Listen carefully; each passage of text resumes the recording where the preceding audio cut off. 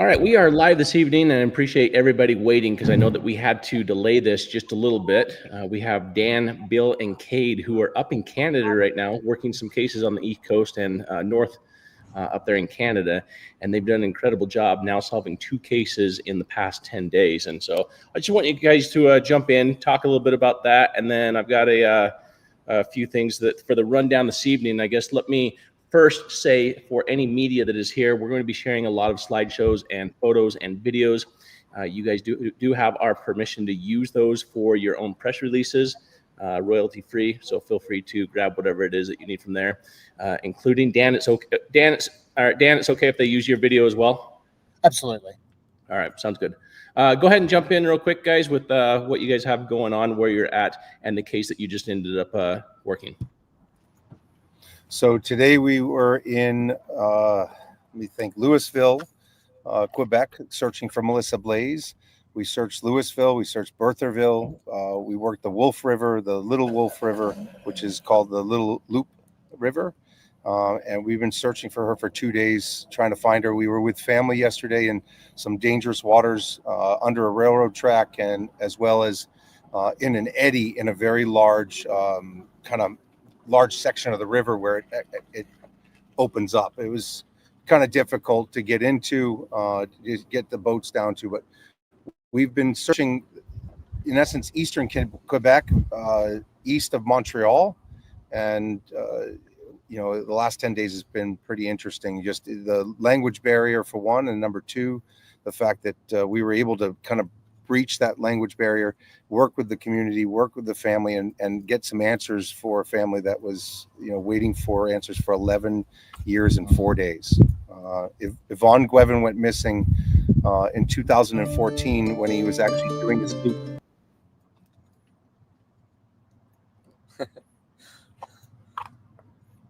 Oh no, he's to the slideshow. Okay. So yeah, Yvon went missing along with his granddaughter's little dog, little Costad, sorry. Yeah. My French is not so good. Yeah, he went missing with Costad. He was driving a 1989 Jeep with was red wine in color. He normally would do a loop around the neighborhood, and we didn't know that till day 3. We actually searched south, north, a little bit west in the center of town in the Saint-François River, and then we went around the corner after talking with a fisherman, and the fisherman said he always did a loop in Notre Dame de Perryville. So we went to Notre Dame de Perryville, and within 5 minutes we picked up, in essence, 3 wheels that were sticking up. Both Dan and I at the same time went, "There's something there. Let's go back." Dan picked it up, an image. He said, "That's a car." And we went over it and got it on live and saw 4 wheels, and we're able to identify that, that was definitely the car that we were looking for. There's only 1 car in the whole region that is missing, and that was his. The water visibility was terrible, as you can imagine. It was literally only a few inches distance that I could see. I followed the line down to the vehicle, landed on a wheel straight away. As soon as I felt the wheel, I knew it was a Jeep. Got to the back bumper, removed the number plate. The current actually took me off the vehicle then because of the poor water quality. I had to come up. I handed the number plate to Kade, and then went back down, checked out which windows were open and closed. The driver's window, I actually had to dig down in the silt and the mud to get to the window to determine that it was actually open. We actually...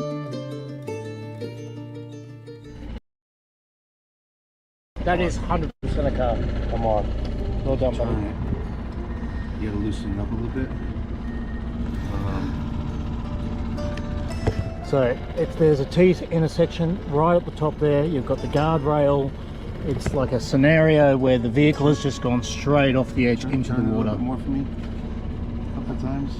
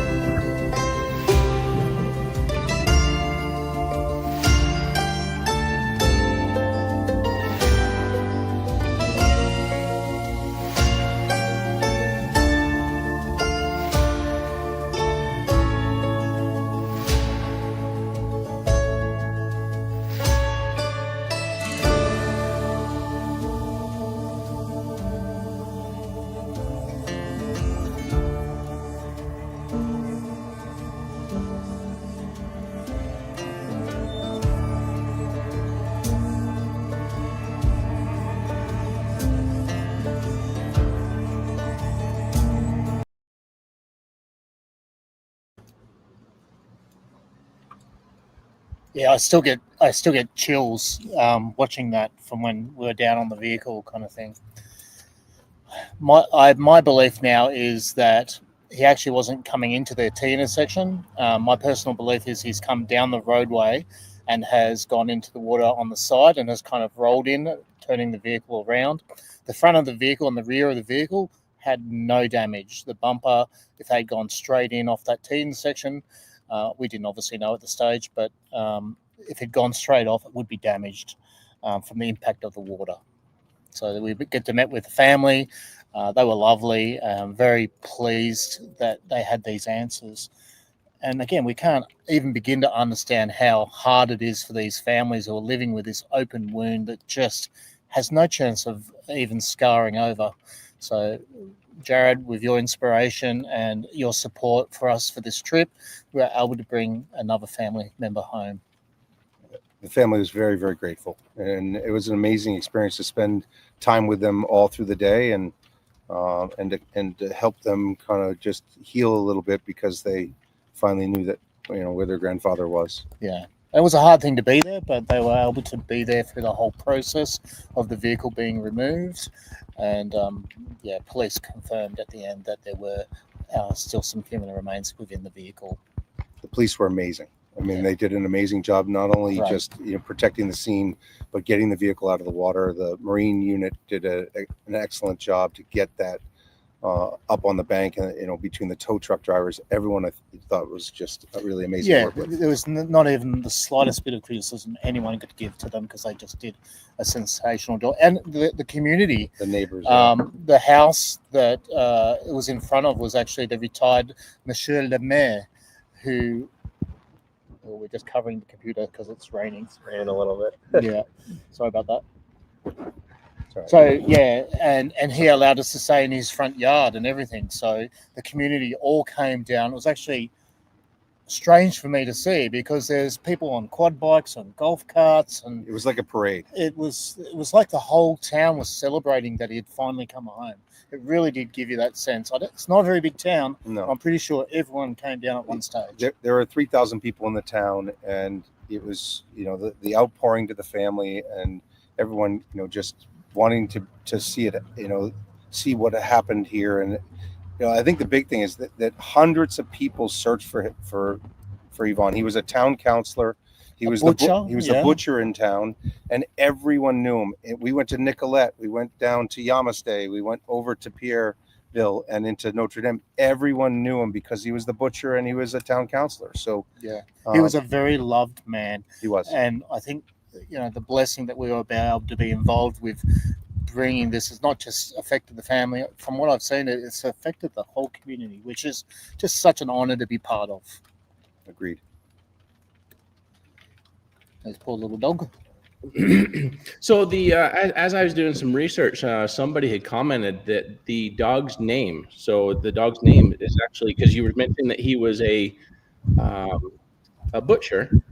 Yes. Did you know in the translation for what his dog's name actually means in English? Strong, tough little thing, I think, is the general gist of what it was. Yeah. So somebody said beefy. Beefy, yeah. Beefy. And the family told us that was called because it was obviously, dog the size of bait that we would use in Australia. So, it's a bit of tongue-in-cheek kind of stuff. And I think it's the granddaughter's dog that she gave to him. Yeah, happy guy. Just a regular old, good old grandpa that, like I said, everybody in town knew him. And loved him. He was truly loved. Yeah, he spent all of his time with grandchildren, and the day he went missing, he was supposed to pick up one of his friends in 13 minutes was the last call that was made. I'll be there in 13 minutes, and he didn't make it to his friend, and that's when all the alarms went off. And we didn't know that until, again, with the language barrier, we were trying to get information, and we were finally able to get a 13-minute azimuth, and we sat down the night before, and we mapped out 13 minutes, as I said, north, east, west, and south, and we figured out we didn't even have to go west. We went north, south, and in east, right? Yeah. And it was amazing too, because the two houses on either side of the intersection were both his good friends, who went fishing in that same spot, little wharf just out a bit further. They always went fishing there, and so, you know, I think it was an accident, and it's just, you know, it's great to bring him home. Nice. Hey, a few things I want to go over real quick for everybody here. So I want to get into some questions, some Q&As. So if you guys have any questions, give me like 3 Qs and then what your question is, and we'll have Dan and Bill answer those for you. Before we jump into that, I just want to help promote these guys because, you know, AWP and Exploring with a Mission, you know, is while it may seem like it's one and the same at times, it's also separate. And so we want to make sure that you guys understand the different organizations and how, if you're new here, how all this pretty much got started. Way back in 2019, we ended up finding our first missing persons case. From there, we started having volunteers come out. Bill was a volunteer, Dan was a volunteer, and we've had lots of volunteers through the years. And everybody wants to be a part of the AWP movement, but we also have the legalities and liabilities and everything else that goes along with it. And so we've encouraged them to go ahead and start their own, and other organizations such as Sunshine State Sonar that have now gone out there. And while AWP has solved 36 cases, the number of cases, because of who we've trained, has now exceeded over 100 people have now been brought home. And it's just become this whole butterfly effect. It used to be that AWP needed funding. AWP no longer needs the funding because we now sell window breakers, we sell our merchandise, our YouTube does really well. And so I want to bring that light to Exploring with a Mission and everything that they're out there doing on this trip. Because of your guys' support for AWP, all of you watching, as well as, you know, whether you're watching or you bought something from us, we were able to help fund this trip for Exploring with a Mission and put them out there on the road, and also send Kade out there so that way he can help document it. And you're going to see a lot of the videos that they've been putting, or a lot of these searches they've been doing for these last couple of weeks will end up on the AWP YouTube channel. And again, that way we can help promote Exploring with a Mission and really help get them to the point to where they're self-sustaining because of your guys' help and assistance. And with that, I want to just share a couple of their links here. Let me share this stuff here. That one, add this one. So first thing I've got their website here, exploringwithamission.org. If you've not yet checked that out, definitely jump over there, see the cases they've been working on, their own videos, any updates that they have, as well as how to donate. They've got Venmo and PayPal directly on their website. If you've not seen their YouTube channels, and all of this I have linked in the description down below as well. So if you've not seen their YouTube channel, jump over to their YouTube channel. Be sure to subscribe. A lot of people don't know that subscribing is completely free. I don't know why I'm not subscribed to that. No, I am.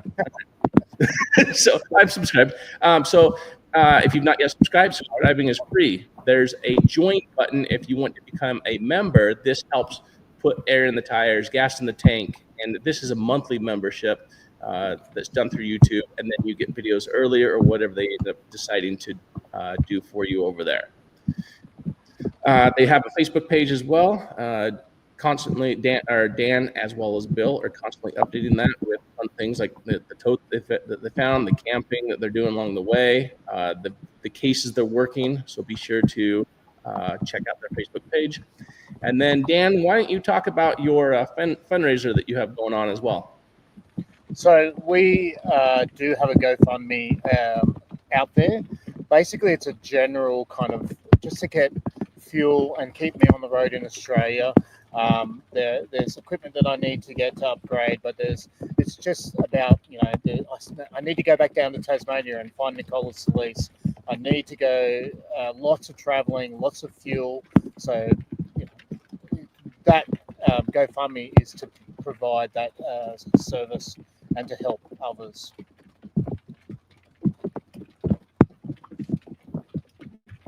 Real quick as Yeah, well. we're also running. Let me add in real quick. We're adding in a fundraiser in Boston for Exploring with a Mission, where when I raise money, 50% of that money goes to Dan and to work on the cases in Australia, and 50% to our U.S. cases or international cases. You know, our goal is to take on the international, you know, projects. Currently, you know, we found a person in Australia, one in individuals in the U.S., and then now in Canada. So 3 countries have had a person come home because of, again, what you taught us on how to do this, and the 1 mile radius, 5 mile radius, and planning our trips around the focus of these families' lives and their patterns in their life. And that's what's made all the difference for us in doing this. And again, we're in this region, we had 59 people missing from Pennsylvania to Rhode Island, up to Halifax, Nova Scotia, and over to Welland, Ontario.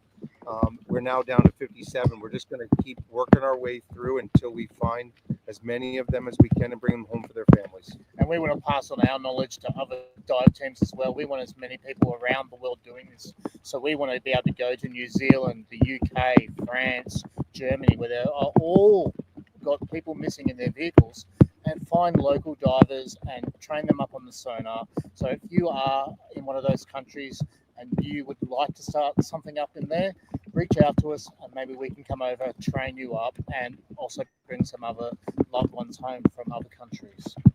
Yeah, and for your own family too. We do believe that window breakers save lives, and so if you've not done so that way we can help continue to fund these, not just for our own time on the road, but also to help out Exploring with a Mission and some of these other dive teams. We do have the window breakers that will help put us on the road, as well as it serves a purpose. That way you and your family have the comfort and security that should you end up in the water, you have a way to escape as well. But I do want to jump again back over to Exploring with a Mission with their website. Don't donate to AWP anymore. So over here, in years past, we've said, all right, jump over here, click on our make a donation page.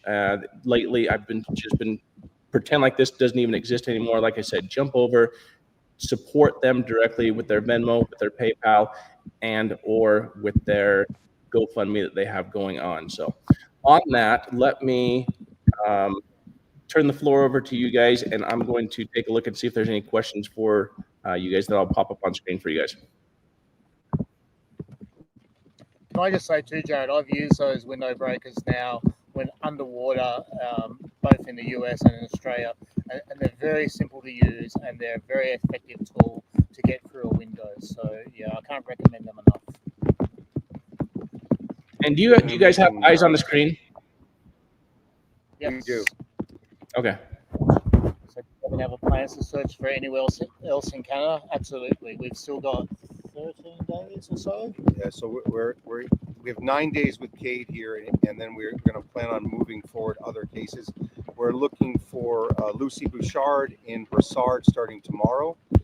We're going to work towards Terrebonne and Laurent, and then we were going to work on Christine Thibault in Maniwaki and Michael Scandifio in Otter Lake and Ladysmith, just to start. And then we'll come back to Laval.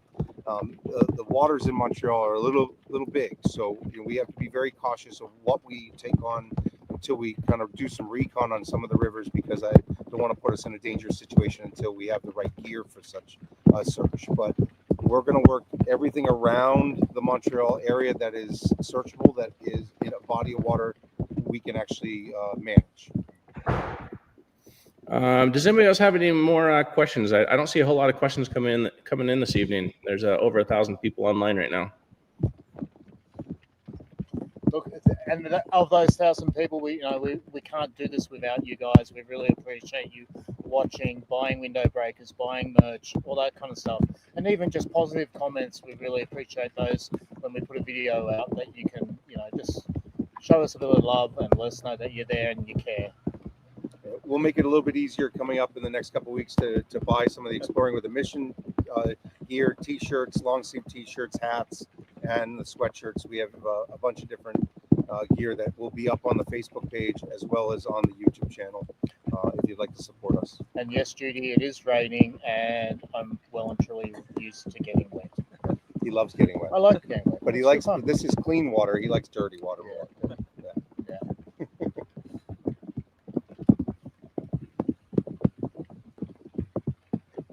Says, thank you for everything you do and coming to Canada. Do you do this 12 months a year? No, so I'm a hockey coach 9 months of the year, and during the summers, this is our vacation time in essence, where we explore with a mission. We're trying to do things with purpose, and we're trying to do things that we can make a difference with people during the time that we have. I mean, we have one life, and every chance that we get to get on the road and bring some of these people home, we make a difference with the community. We make a difference with these families, and that's what we're doing here. That's been our mission since we started, with AWP on the Donnie Messier case, and we're going to continue doing this every summer until we bring as many people home as we can. And look, I've escaped from Australia for it's winter there. It was actually snowing a day ago at my home, so I'm quite happy to come where it's a little bit warmer, and I haven't even needed to wear a wetsuit yet. The water's been lovely over here, so summer's a good time to visit. Kate, techie question for you. Do you have a drone for in or out of the water? We have drones. Like right now, we have just DJI drones for filming.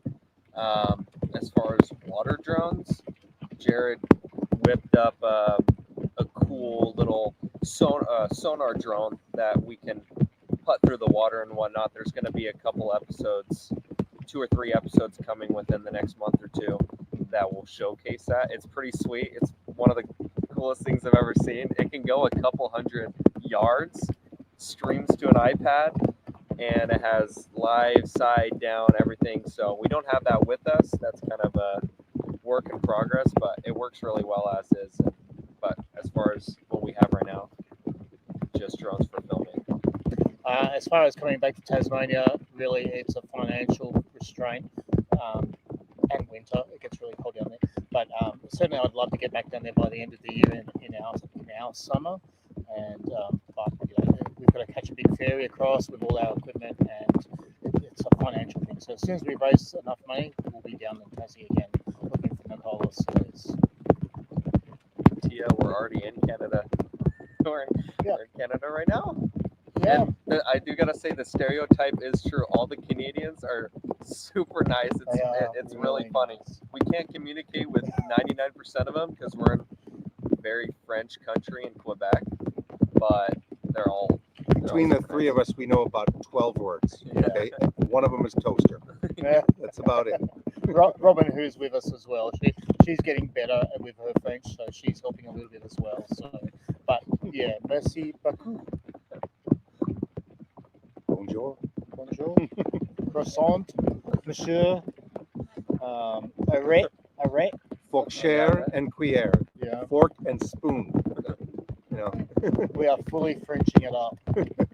That's about all we know. So it made it very difficult on day 1 and 2 on Yvon, because we're struggling at every restaurant, every gas station to try to ask questions of people. But we were able to get a lot of information that helped us to bring him home, which we're thankful for and grateful for. And you should just see people's faces when I open my mouth. They just the amusement of just astonishment. Like, wow, that's so strange. One of the amazing things is with all the turmoil that's going on with tariffs and all that other things with Canada and US, they were very thankful that an Australian and an American came to help Canadians to bring home their fellow man. And I think that is a testament to the camaraderie we have in these countries of the US, Canada, and Australia. This is what we do. There's no border when it comes to helping people. And no matter what their lifestyle choices are either, we don't care. We're here to help families and bring some closure to loved ones. So whether they're in Egypt, or if they're in Tasmania, or if they're in Canada or Florida, we'll go anywhere to help others. I want to explain, I don't see a Cash App link. Do you have a Cash App, Bill? I do have the Venmo app, and we have the PayPal app that is on our webpage on exploringwiththemission.org. So a little background on exploringwiththemission.org. Dan and I created that this year. It is a 501c3 nonprofit organization. It's completely tax deductible to make a donation. If you make a large donation, we can send you a form for the 501c3 so that you can make it tax deductible for your taxes. We are looking for any type of help that you can give from the standpoint of making a difference with us, so we can keep, searching, more. I mean, I'd like to be on the road, not, 2 months of the year, but 3 or 4. It just comes down to, being funded properly so we can do it. Currently a lot of this comes out of my family or my pocket in order to do it. Dan's pocket for flying over here. And the reality is that we would love anyone's support to make a difference with the organization. We're going to start doing more fundraisers in the Boston and New England area to raise money so we can stay on the road. But anything you can do to help would be truly appreciated. And as far as crossing borders to go diving, we're civilian and we're recreational diving. Who wouldn't want to go and dive in a beautiful, muddy, dirty river? Like, seriously. You can see about this much. It is just so nice. Thank God the GoPro pretty. sees better than Dan, because he couldn't see anything. He was all closing his eyes and just feeling for it, for the most part. So it's amazing how dark the waters are and how muddy they are. There's a tremendous amount of clay in the rivers that we've been in, so the diving is not spectacular. It's amazing that also the fact that the sonar can read through all that with no problem at all and see every stick with how muddy and dark the water is. Patrick, we've just spent the last couple of days looking for Melissa, so please keep a lookout for the videos once Kade's edited them, and you'll be able to see all the different areas, especially in Louisville, where we've searched for her, and we can clearly say 100% she's on that bit of water, she's on this bit of water. So yeah, it'll be really good to watch the videos to see that. I want to tell people of Otter Lake and Ladysmith to come out and support you and buy your clothes. Will you let us know? One of the things about when you find someone and you let people know where you're going, the media turn up and it can be logistically challenging when you've got 12 cars following you around and trying to get, we're pulling up on the side of the river, you probably shouldn't be pulling up, jumping over guardrails to go down a creek, and where we need to we park, don't need 20 cars. where we need to park to get the boats in, it's a line of cars, and it was very difficult yesterday at a bridge, and at one point we had people on the railroad bridge in a dangerous position. We don't want anyone getting hurt either by putting themselves in a position where they're in a precarious area when we're trying to just sonar. We're watching them as well as the water, and our goal really is to just focus on finding these people, not on all the other logistics of news and TV and radio. But it helps us to raise money, but at the same time, it takes us away where we have to spend a little bit extra time on communicating versus focusing on sonar. Yeah, and look, if people desperately want to meet us, I don't really know why you would, but if you desperately want to meet us, we can organise a time and do a catch up with some people. Like, we're going to eat at some stage, so we're gonna move the laptop. we're going to move the laptop out of the rain. I've been using this hoodie that you can get on their website. It's very nice, but it is soaked up all the water. Nice. It's very good. We're all practicing our French accents. Oui, monsieur. Hopefully Je that's m'appelle better. Daniel. Hopefully that's better for audio. Well, hopefully it's better for my laptop. Yeah. I think it's Yeah, better We had a cracker of a storm just come through before, so this See, is translation earphones would be great, Sarah, but 90% of where we go has little to no service. yeah. So We've had very minimal service everywhere. like here, we had a drive into town to do this live stream, and no service at our no service. We have no power at our RV park either until we get it back on because of the storm. So, Huge storm. what else do you have for questions? Any other questions there, people? Thank you. I see there's a few new members. If you're on AWP, jump over and support us. As I said, it doesn't cost anything to subscribe, and make sure you leave a positive comment. You can keep your negative comments to yourself. But yeah. I did see a comment asking if we tried poutine. We did try poutine. I didn't. Oh, he didn't. No, He's he here. took I'm a not gonna bite. do He that. with one that had a little bit of gravy, a little bit of cheese. No. I love it. I need steak. It's a staple food, especially if you have a beer with some poutine. Is great. It's an amazing food. It Comfort actually has almost all 4 food groups, which Daniel doesn't know about. That's so not true. Jared, you know how much fruit and vegetable I eat. You've spent time with me on the road. You know I am about all the 4 food groups. Gushers don't count. Gushers Yeah, don't count. he does really enjoy the American experience. So, hey, I just want to say thank you again for you guys being on the road, as well as not just you guys, but every single one of you that watches these videos. Because again, without you guys would have never made any of this possible. Because when I started, I couldn't even afford air in the tank. And now we're able to help other teams like this by donating sonar equipment to them, by donating cash to them, or affording cash to them, and doing everything we can to help keep them on the road as well when we're not able to, because I don't do good when it's 100 plus out. And so I don't work the summer months. I like to work the fall months. And so that's when you'll see me out there in September, October, January, February months is when I like to go out on the road. So, we all have our cycles. We all have our life. We all have our life balance. And like Bill said, he's a coach 9 months out of the year. And so when is he able to break away? When am I able to break away? When can Dan and others break away? So again, I appreciate all of your guys' support.